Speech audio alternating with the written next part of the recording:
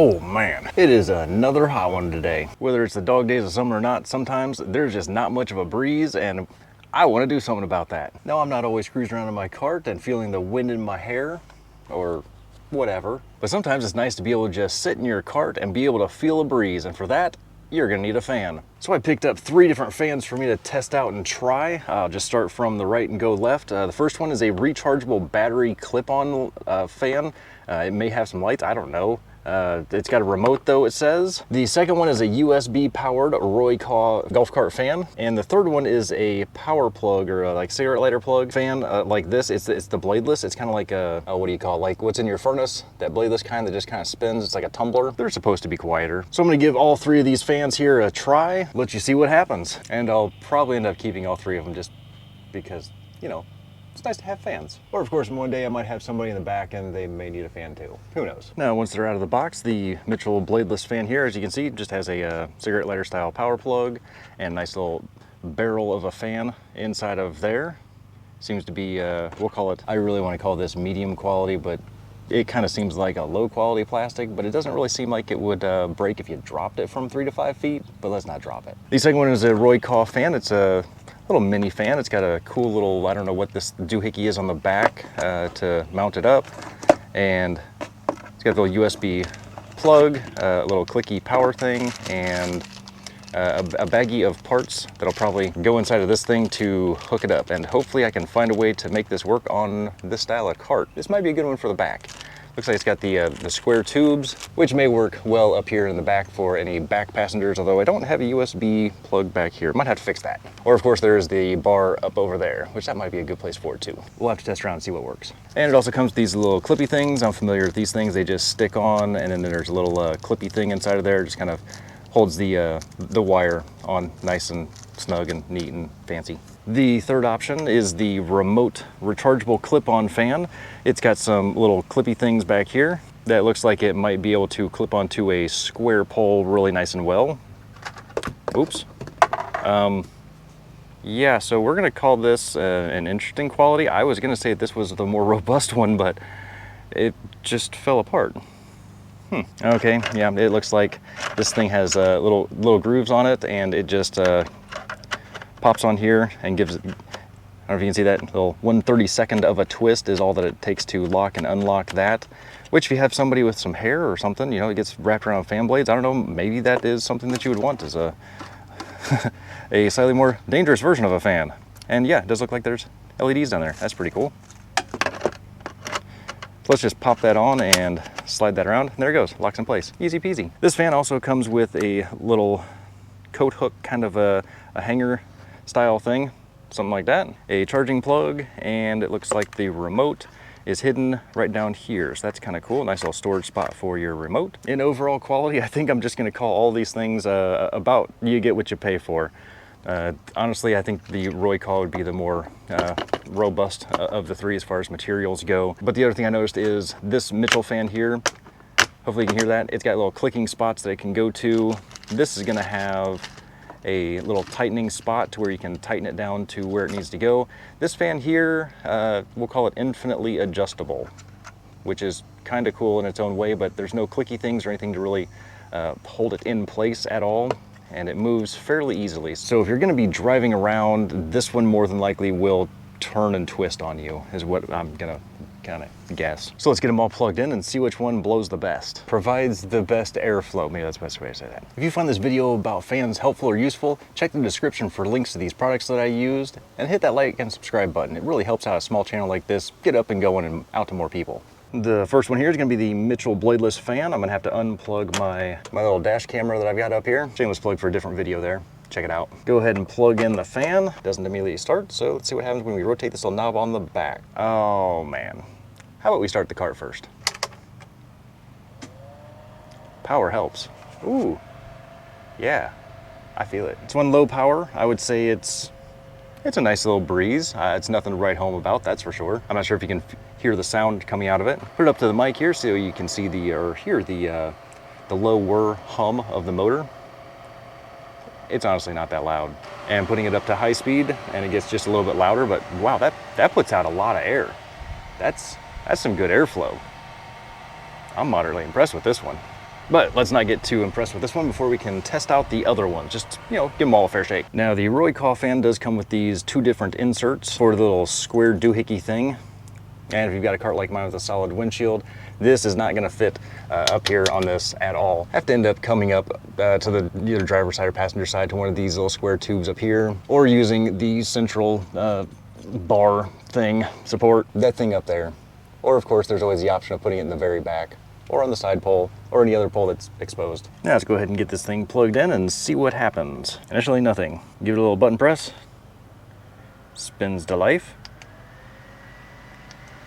We've got a high, medium, and a low, and an off. On low power, I'd say I can barely feel much of anything. Medium power, I feel a little bit of a breeze, yeah. Bump it up to high, and yeah.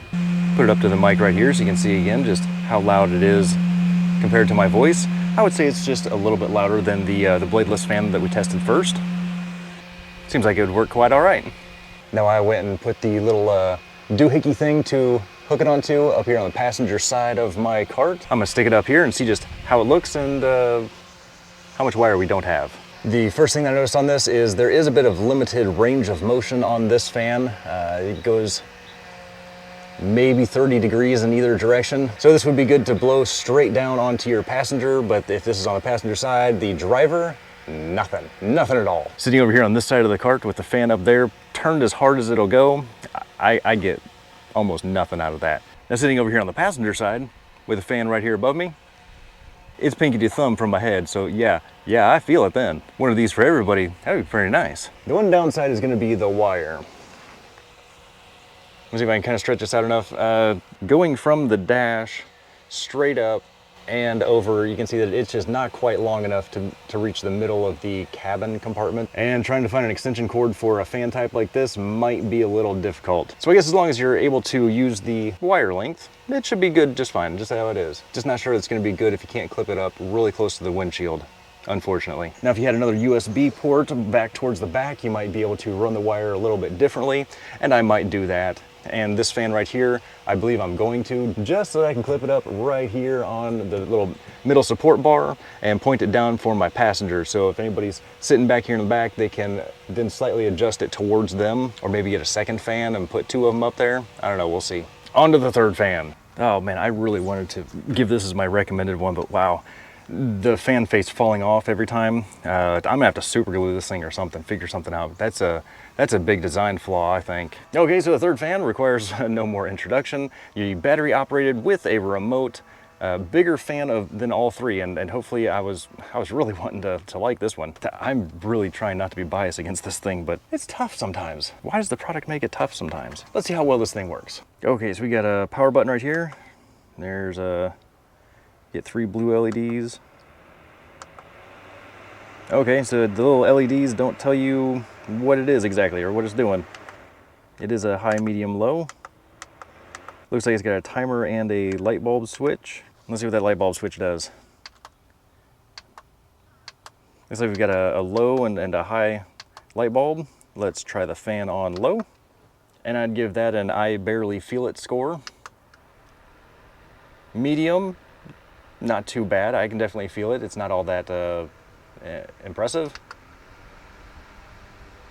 And on high, I give it an okay score. Oddly, for the size, I expected to put out more volume of air. I'm not too impressed with the volume of air even on high. Let's go ahead and clip this thing up somewhere and see just how well it does. I went ahead and clipped this up here on the driver's side, and I mean, obviously it's battery powered and there's no wires going to it, so being able to spin it and flip it around in any direction is kind of nice. I will give that a big thumbs up. Completely adjustable. I am impressed with that much of it. And with it right here, within arm's distance, I would give it, honestly, just an okay rating compared to the other 2. Of the 3, I'd say it puts out the lowest volume of air on high, which is unfortunate. That, and I'm just not sure how much I would trust that little clippy thing to be driving down the road and not pop off. Yeah, I don't know. It might be all right. It doesn't seem to want to. There, finally got it to come off. So you'd have to be doing some pretty hardcore off-roading to be able to just pop this thing off, I guess. But still, you don't want to have a projectile that's, you know, your expensive, nice fan. And it might be your nightlight too. And for our sound test, I'll go ahead and put it up next to the microphone and put it on low so you can hear just how loud this is compared to my voice. It's honestly very quiet to my ear. Medium does have a little bit more of a whir to it. You can definitely hear that. And up on high, you can definitely hear the wind noise in the fan blades. You can definitely tell that it's a fan that's going. So besides being the least amount of airflow, I'd also say it's the noisiest too. But to be fair, I mean, it is a fan. You expect to hear a fan noise. I mean, I like to hear my fans cheer. It's not really cheering, it's more like whining. I don't like to hear my fans whine, but you get the point. And as far as the nightlight is concerned, I really don't know why you would need such a dim little nightlight on for any reason. I don't get the light. I don't understand it. Maybe you like it. Hey, cool. I'm happy for you. I just don't get it. And now for a side-by-side blower test to see kind of which one, you know, just for fun, I guess. You know, just do a side-by-side testing. Let's go ahead and run all three at the same time and just see what happens. And we'll get this first one going up on high. Get our second one going up on high. And I believe I just plugged that in, and that's on high. Oh man, if you can get all three fans, that is the way to go. As far as the bladeless fan, that puts out a really good amount of air and is decently quiet. This one here, I would say, I'm trying to side-by-side tell. This puts out a little bit more air, but in a tighter circle, so it feels like more, even though it's not volume-wise more, I guess. And while this one here isn't as much volume flow, it's like think of it as like a pipe. It's a bigger pipe, so it can, you know, push more through. I hope that makes sense. Larger pipe, smaller pipe. The volume of air is about the same, but the Roycaw is a tighter, more forceful column, where the battery operated one is a much larger, slower moving column of air. I hope that makes sense. That's kind of how I would describe these two fans right here. But overall, I think my top pick is going to be the Mitchell fan here, the bladeless style. It blows them away. That's the best way I can say it. If you combine the output of both of those fans, I still don't think that it would be as much air as the Mitchell bladeless fan is putting out. It's just far more airflow coming out of there. The bad thing is, I don't have a really good mounting solution for this. It's got some like little sticky pads that came with it. They dropped it out of the box. I forgot to pick them up, honestly, but it's got little sticky pads so you can put them in those little cross-hatched rectangles on there. You might be able to put some screws or zippy strips on it. But as far as mounting locations, I really do like that fan. I'm gonna have to get creative and maybe stick it up here to the top here, or hang it somewhere here so it kind of blows down, or maybe even just leave it sitting right here behind the camera. It wouldn't be able to stay there for when I'm driving around, but you can always go back in the back storage container and just kind of hang out there. I really hope there's not a lot of wind noise in this video. It's a video about fans. I'm sorry if there's wind noise, guys. Make sure you check out the links in the description. Everything will be down there, as I said before. Have a great day, guys.